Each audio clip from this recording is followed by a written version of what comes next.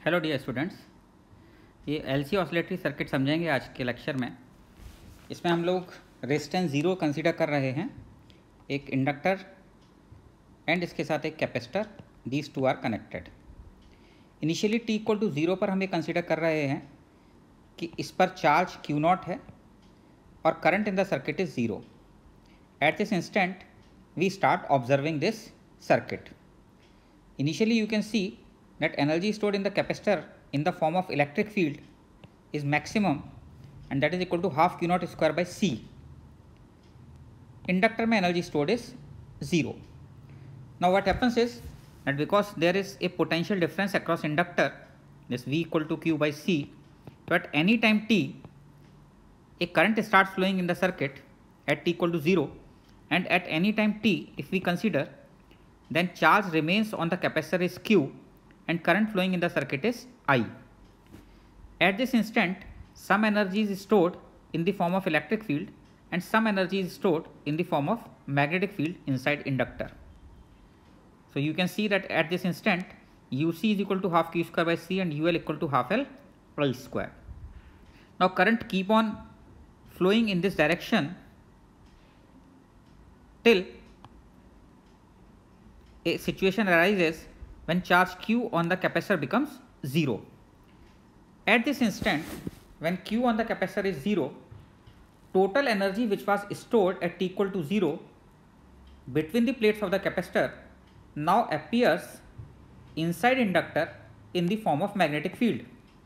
So as you can see that here magnetic field energy is less, यहाँ पर magnetic field energy और ज़्यादा हो गई है और यहाँ पर electric field में energy stored 0 हो गई है. So at this instant energy stored in the inductor is half L I max square, which is maximum, and capacitor में energy stored is 0. Now because inductor opposes any change in its current, so this current keeps on flowing in the given direction, and because now current is flowing in this direction, this right plate becomes positive and left plate becomes negative. So again a situation arises when total energy is again in the form of electric field.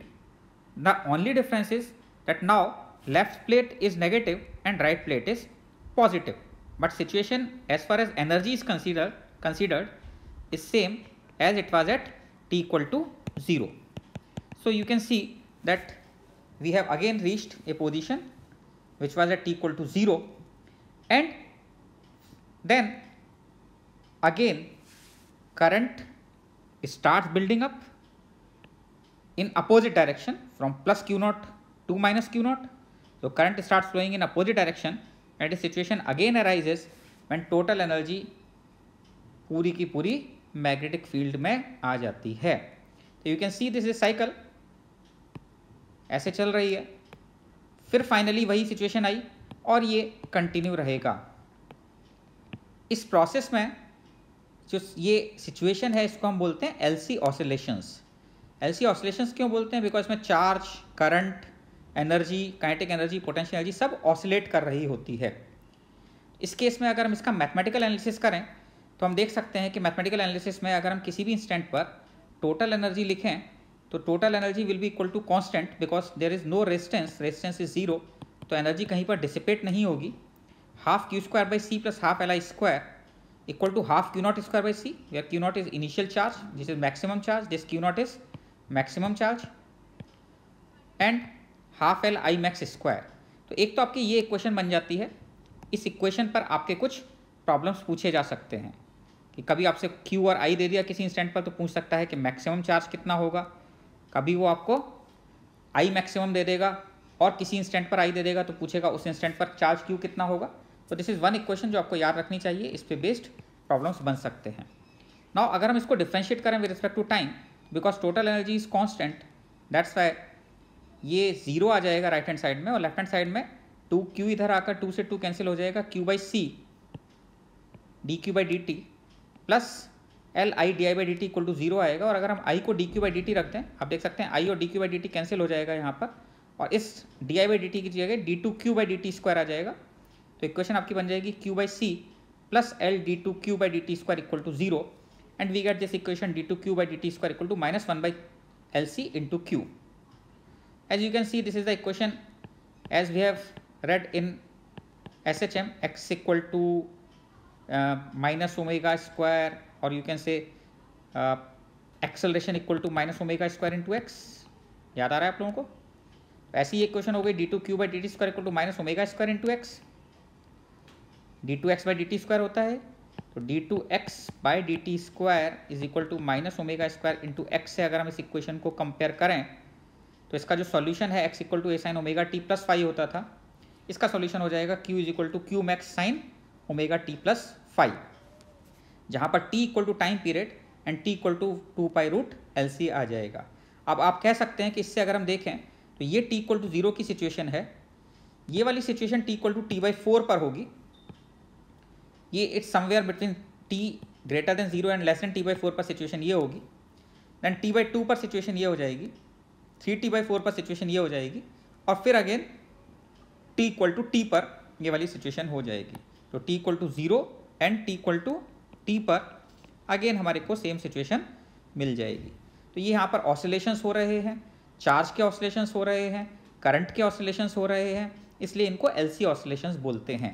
और इनकी frequency, angular frequency या omega या time period अगर आप calculate करना चाहेंगे तो आपके पास ये फॉर्मूला आ जाता है. ओके, इस पर बेस्ड जो प्रॉब्लम्स हैं उनको सॉल्व करने के लिए हम इसकी सीधे सीधे एनालॉजी ले सकते हैं स्प्रिंग ब्लॉक सिस्टम के साथ. अगर हम स्प्रिंग ब्लॉक सिस्टम के साथ इसको कंपेयर करें तो स्प्रिंग ब्लॉक सिस्टम में आप देखते हो हाफ mv स्क्वायर, जो यहाँ पर हाफ LI स्क्वायर है उससे कंपेयर कर सकते हैं.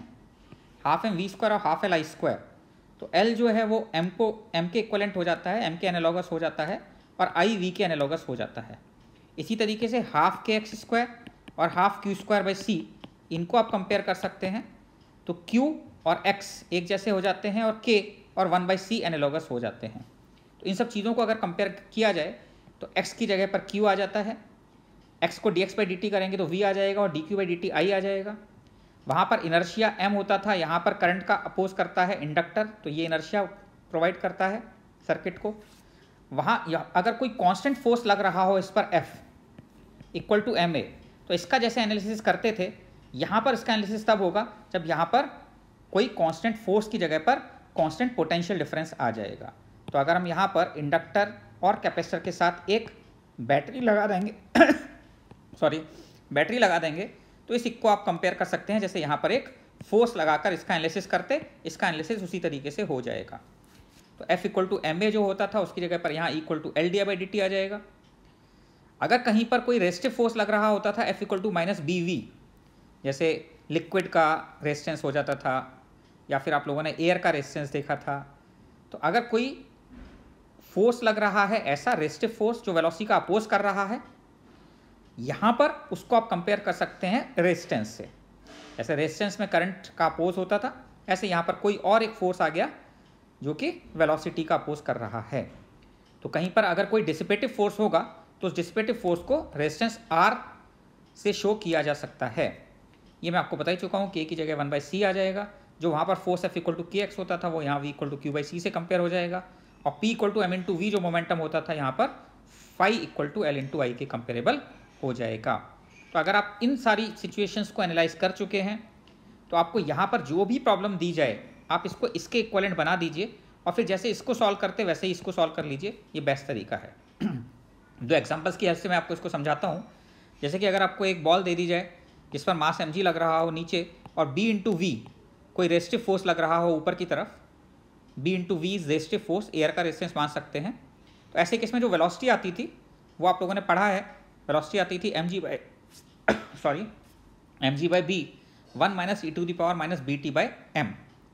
अब अगर कभी आपको यहाँ पर सिचुएशन दे दी जाए जहाँ पर आपको बी वी की जगह पर ये कांस्टेंट फोर्स mg जब भी लग रहा होता है तो हम क्या करते हैं, इसको एक बैटरी से रिप्लेस कर देते हैं और बी वी को रेजिस्टेंस से रिप्लेस कर देते हैं. तो ये आपका LR सर्किट बन जाता है. यहाँ पर जो वेलोसिटी होती थी यहाँ पर वो करंट के इक्वलेंट है. तो आप अगर यहाँ पर सीधे सीधे I करंट लिखना चाहें कितना होगा तो आप इस इक्वेशन से कंपेयर कर सकते हैं और इक्वेशन से कंपेयर करके आपको डायरेक्ट करंट I पता लग जाएगा. बहुत ही सिंपल हो गया. इसी तरीके से आप एक और एनालिसिस ले सकते हैं कि अगर दो ब्लॉक्स एक स्प्रिंग के साथ कनेक्टेड हैं और स्प्रिंग कांस्टेंट K है और ऐसे केस में अगर आपको पूछा जाए इसका एंगुलर फ्रीक्वेंसी कितना होगा या किसी इंस्टेंट पर इसकी वेलोसिटी कितनी होगी, तो यहाँ पर आप इसको सीधे सीधे इस सिचुएशन के साथ कंपेयर कर सकते हैं कि अगर दो इंडक्टर्स पैरेलल में लगे हों और उनके साथ एक कैपेसिटर लगा हुआ हो, तो कहीं पर भी अगर आपको ये सिचुएशन दी जाएगी कि दो इंडक्टर्स पैरेलल में लगे हों, दो इंडक्टर्स पैरेलल में लगे हैं, इसका मतलब इनके अक्रॉस पोटेंशियल डिफरेंस हमेशा इक्वल रहेगा। और पोटेंशियल डिफरेंस किसके इक्वलेंट होता है? फोर्स के इक्वलेंट। तो जैसे इन दोनों पर फोर्स kx और kx हमेशा इक्वल लगेगा, वैसे इसके अक्रॉस पोटेंशियल डिफरेंस हमेशा इक्वल होगा। तो आप कह सकते हैं कि इन दोनों इंडक्टर्स को पैरेलल में लगाना और इसको एक स्प्रिंग से कनेक्ट कर देना एक ही सिचुएशन हो गई। और स्प्रिंग जो है वो यहाँ पर C हो गया, जो फोर्स इस पर लग रहा होगा M1 पर, वही M2 पे लग रहा होगा, वही स्प्रिंग फोर्स होगा। इन तीनों में भी पोटेंशियल डिफरेंस इक्वल है। तो आप इस इक्वेशन को इस इक्वेशन से कंपेयर कर सकते हैं। डायरेक्ट आपके पास पता लग जाएगा कि इसका ओमेगा कितना होना चाहिए। तो मेरे ख्याल से इन तरह की सिचुएशंस जो हैं ये आप कंपेयर करके सॉल्व कर पाएंगे। आप ये ध्यान रखिए कि अगर हम Q as a function of time बनाते हैं, तो Q as a function of time, अगर आप charge Q equal to A sine omega T लिख रहे हैं तो ये चार्ज Q का फंक्शन होगा। लेकिन अगर आप half Q square by C लिखेंगे, half Q square by C capacitor में एनर्जी स्टोर्ड, तो उसका जो ग्राफ होगा उसमें एनर्जी नेगेटिव नहीं हो सकती। तो अगर आप इसकी फ्रीक्वेंसी f मानते हैं तो इसकी फ्रीक्वेंसी 2f होगी, ये आपको ध्यान रखना है। अगर चार्ज की फ्रीक्वेंसी q होगी तो uc की फ्रीक्वेंसी 2f होगी, इसकी फ्रीक्वेंसी अगर f है तो इसकी फ्रीक्वेंसी 2f हो जाएगी। या आप ये कह सकते हैं कि अगर q की जगह पर मैं यहाँ पर i ले लेता और करंट जो है वो इस तरीके से बनाया जाए, तो ऐसे केस में half Li square as a function of time इस तरीके से बनेगा, ये UL हो जाएगा as a function of time. तो ये ध्यान रखना है आपको कि टाइम पीरियड जो है दोनों का डिफरेंट हो जाएगा, फ्रीक्वेंसी दोनों की डिफरेंट हो जाएगी। ऑसिलेशंस यहाँ पर भी होंगे, Q चार्ज में भी ऑसिलेशंस यहाँ पर भी होंगे, बट इन ऑसिलेशंस की जो फ्रीक्वेंसी है वो डिफरेंट होगी। यहाँ पर एक साइकिल का जो टाइम पीरियड है, यहाँ पर एक साइकिल का टाइम पीरियड T है, यहाँ उतने टाइम में 2 साइकिल्स कंप्लीट हो रही हैं, तो इसकी फ्रीक्वेंसी डबल हो जाती है। ओके, तो इन चीज़ों को ध्यान रखेंगे तो LC ऑसिलेशन पे बेस्ड प्रॉब्लम्स आपके हो जाएंगे। ठीक है, आई होप आपको समझ में आ गया होगा। चलिए, एंजॉय योर डे।